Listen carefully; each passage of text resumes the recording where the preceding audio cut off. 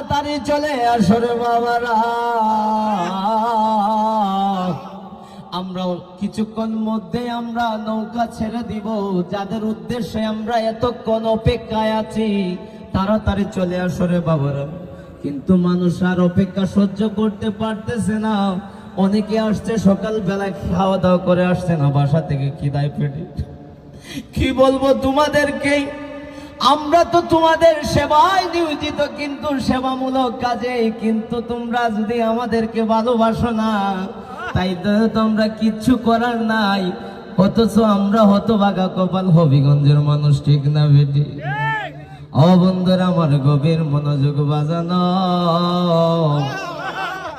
বাজানো, কত কইরা ডাকতাম, কত মোহব্বত কইরা ডাকি রে বাবা। ও